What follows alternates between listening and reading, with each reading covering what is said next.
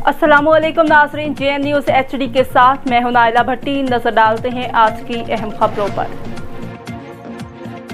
कराची मलिर से नवाज सरगानी की रिपोर्ट के मुताबिक मलिर के ससी टोल प्लाजा के करीब लिंक रोड पर कायम चेक पॉइंट्स के खिलाफ इलाका मकीनों का एहतजाज। लिंक रोड पर हर 2 किलोमीटर के फैसले पर 2-3 चौकियां कायम की गई हैं जो कि गैर कानूनी हैं, जो मुर्गी घास और मवेशी गाड़ियों से गैर कानूनी तौर पर भत्ता वसूल करती हैं।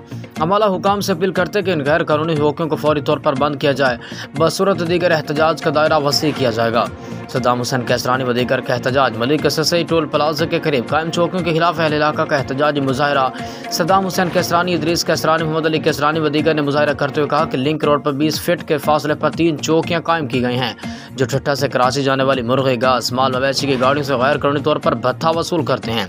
अमाला हुकाम से अपील करते हैं कि इन गैर कानूनी चौकियों को फौरी तौर पर बंद किया जाए, दीगर एहतजाज के दायरे को वसी किया जाएगा। एहतजाजी मुजाहरे में एयाज अहमद कैसरानी, मोहम्मद हनीफ कैसरानी, अब्दुल हमीद कैसरानी, एजाज तनियो, जुल्करनैन और दीगर ने भी शिरकत।